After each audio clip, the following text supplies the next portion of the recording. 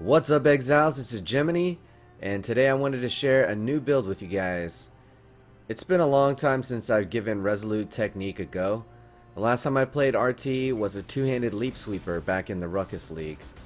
I finally found another RT build that I thoroughly enjoy, using two skills that I've never used before or haven't used since open beta. Cleave is an AoE skill that utilizes both a main hand and offhand weapon. Lacerate is a unique AoE skill recently introduced in the Prophecy League that also utilizes both main hand and offhand attacks in the same mouse click. In Path of Exile, there aren't many dual-wield damaging skills other than Dual Strike, Cleave, Riposte, and Lacerate. Unfortunately, Riposte is a trigger gem, so it's not even really a skill. So you may be asking, why are you using Cleave and not Dual Strike? Dual Strike at gem level 20 is only a 104% damage multiplier with 5 mana cost. Cleave is a 136.6% damage modifier at 6 mana, and it's tagged as an AoE skill. This is important because we use concentrated effect support gem to scale damage multiplicatively, whereas Dual Strike cannot. Well, what's the point in using Dual Strike then? Dual Strike can be itemized to use any one-handed weapon type with the exception of wands, while Cleave is restricted to swords and axes.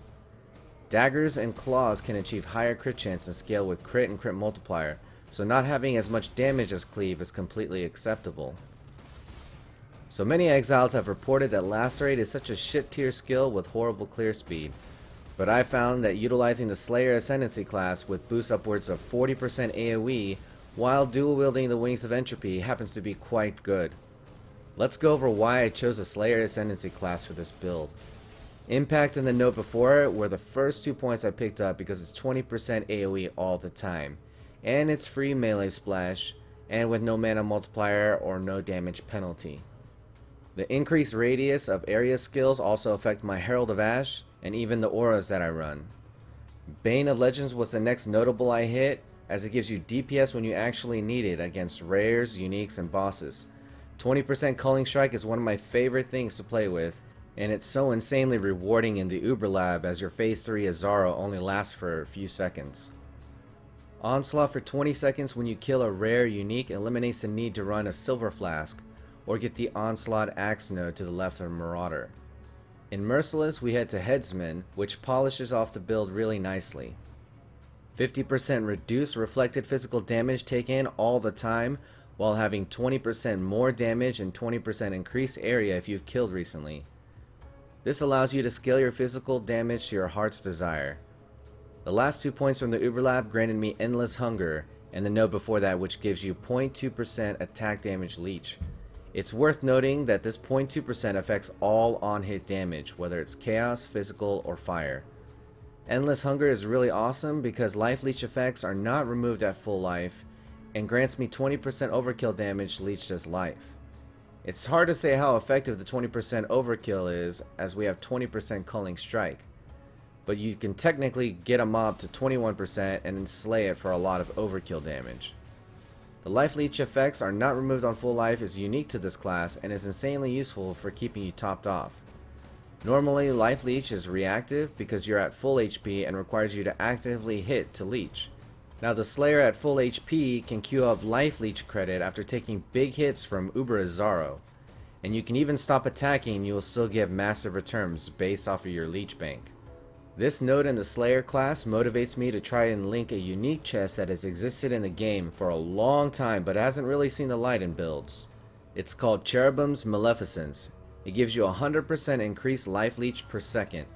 In addition, it comes with shitloads of combined armor and evasion and a crap ton of life up to 100, and even up to 20% chaos damage. It's an all-around upgrade to my current chest, but fusing a unique chest will not come cheap. I'm excited to finally get to use this chest in a powerful way utilizing every single stat it has to offer. Originally I had leveled with a hiltless sword using Static Strike and Lacerate, but there are too many drawbacks with the build. Although it had higher tooltips, defenses outside of chilling and shattering were lacking. I was unable to run Ellie Reflect maps due to Hatred and Herald of Ash and the single target Static Strike.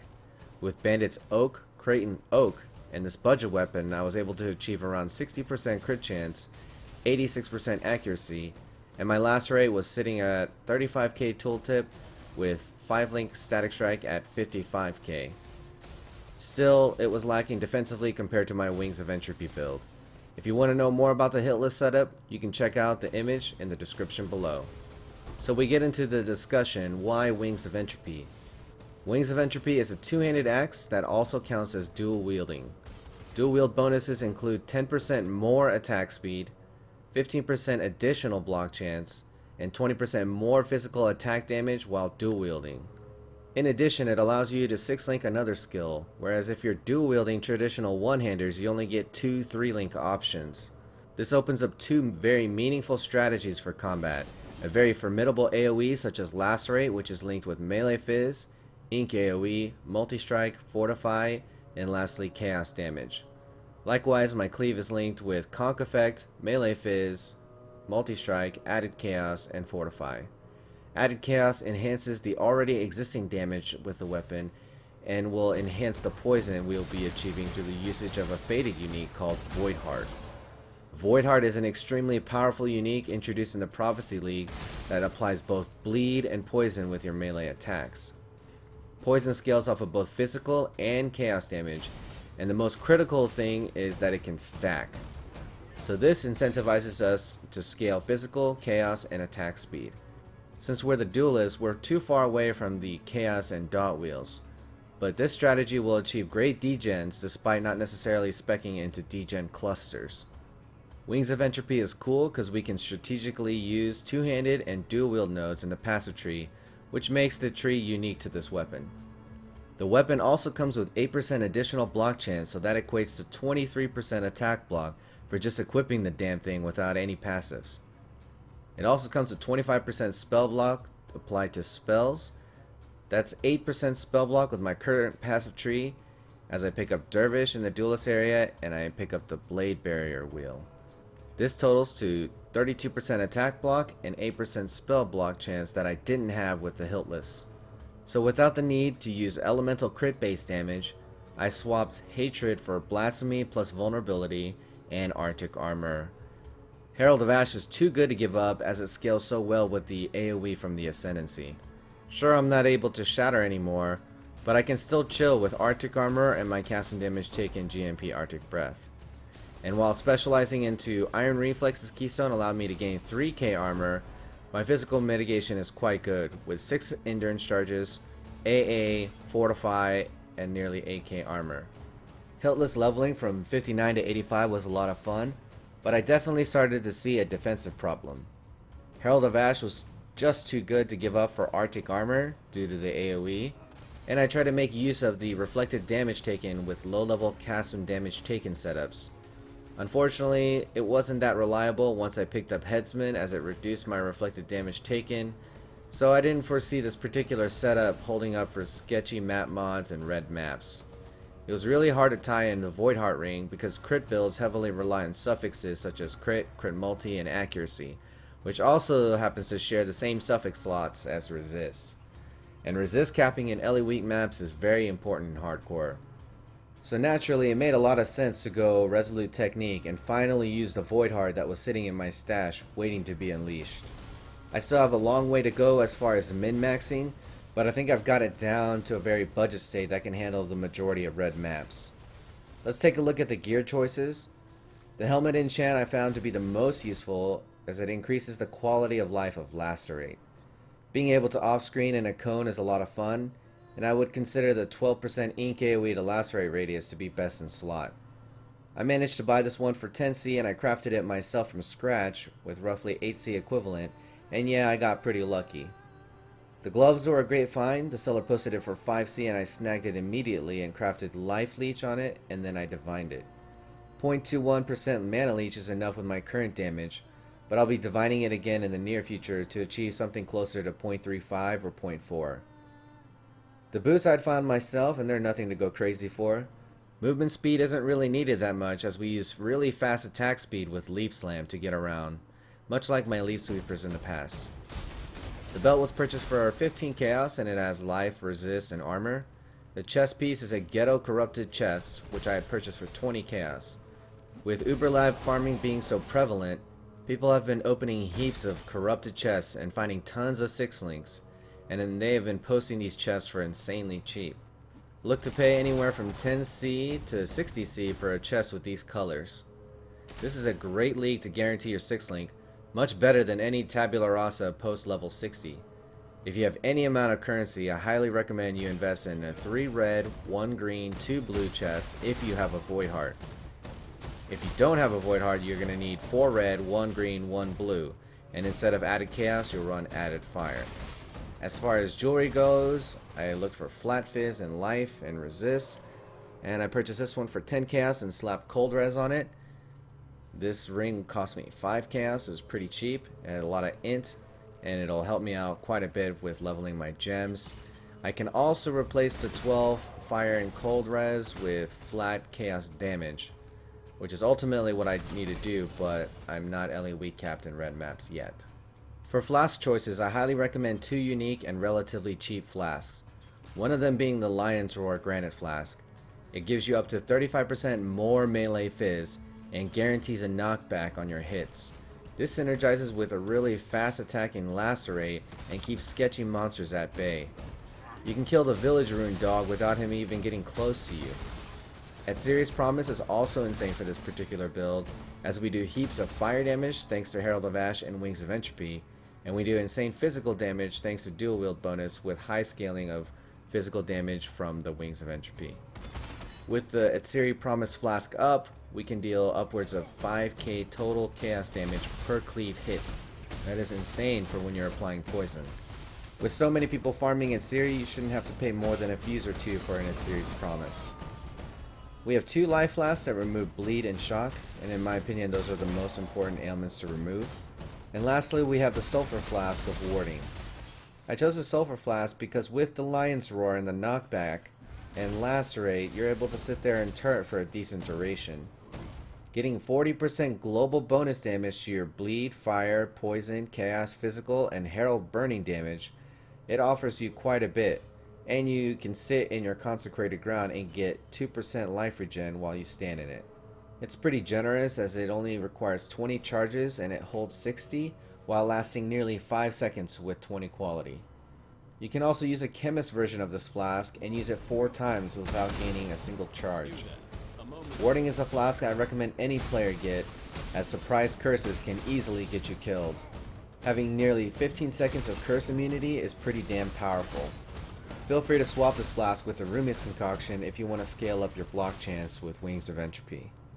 Let's briefly go over the links in my helms, gloves, and boots. In my helm I have Enduring Cry linked with Leap Slam, Blood Magic, faster attacks for guaranteed mobility.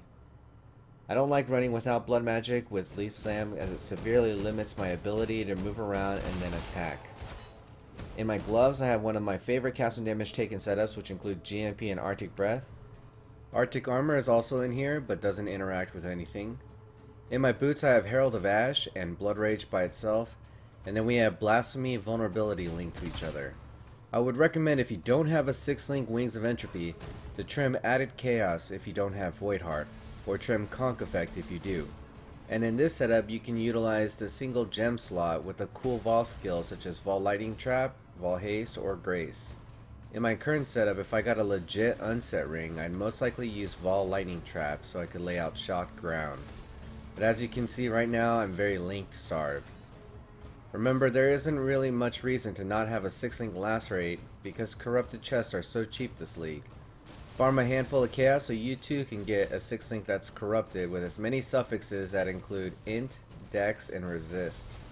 Since we're using Wings of Entropy, jewel shopping isn't too bad, as you can search for two-handed axe attack speed, which goes from 6 to 8, dual-wield attack, which goes from 4 to 6, or even two-handed attack speed, which also goes from 4 to 6. You'll want to search these attack speed properties with life percentage. After attack speed and life, I usually look for a resist that I need to use for LE weak cap, and the LE weak cap in red maps is 169% in your hideout. And while you're gearing up this character, you'll notice that you'll struggle to get intelligence and dexterity, so make sure you can fit them wherever you can, and jewels are a good place to cover the leftovers. Once I manage to muster up 20 more int, I'll be able to drop versatility for 2 more life nodes on the tree. And as far as life nodes, I have 3 more silent life nodes and 1 more duelist life node to pick up, and then I'll probably pick up the Marauder life regen node.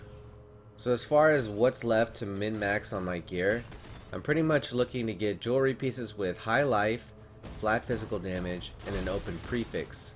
I need an open prefix so I can craft flat chaos damage to both my ring and my amulet. High int will be required on at least 1 piece of jewelry. I have 2 more exalt worthy slots or multi-mod potential on my crafted lab helm, and I could technically exalt 4 more jewels. Replacing my current chest with a nicely rolled Celestial Justicar Astral Plate would also allow me to drop Iron Reflexes and get 2 more points. But I think I'd rather go for a 6-link Cherubim's Maleficence. I do plan on making a few more characters this Prophecy League, so I may just save the currency for upcoming builds. Many of my viewers have asked me if I would play Lacerate as any other Ascendancy, and the only one I could picture myself doing is Crit Shadow with a Carcass Jack, or Gladiator with Explosions and Block Chance. I really feel like it needs the AoE bonuses to achieve very good clear speeds. Unfortunately, the Gladiator will never have the AoE and the speed of the Slayer. The Shadow variant with Carcass Jack would suffer from physical defenses as he is unable to get a lot of endurance charges, armor, and big life pulls, but I would imagine he would have a quite respectable clear speed. And a lot of people from the stream ask me why I don't just use Reeve. You can't Reeve with an axe. You could Reeve with a one-handed sword, but then you would only have 1 6-link. So this allows me to run 2 6-links, one focusing on AoE and the other focusing on single target. Lacerate plays like a stressless Reeve. You don't have to worry about maintaining your stacks, it's given to you off of the first hit, and you don't have to worry about using a Vol skill or when you need to use it. You could go run around, kill a pack, loot an item, and then go roll a lockbox, and it also opens the door for being able to use different Vol skills because you won't be needing to feed Vol Reeve souls. I want it to be very clear that this is not me saying Lacerate is greater than Reeve. This is just me showing the distinction of how the skills function and how they are very different skills with different setups. I honestly think that Reeve builds will have significant advantage in outdoor maps with high density, while Lacerate excels in indoor maps or maps with doors such as Residence or Necropolis. I hope you enjoyed the guide and check the description for more details regarding the build, or if you have any questions you can find me on twitch.tv or ask here. Don't forget to like, share, and subscribe, and as always, thanks for watching. I'm Hegemony, and I'll see you guys in the next video.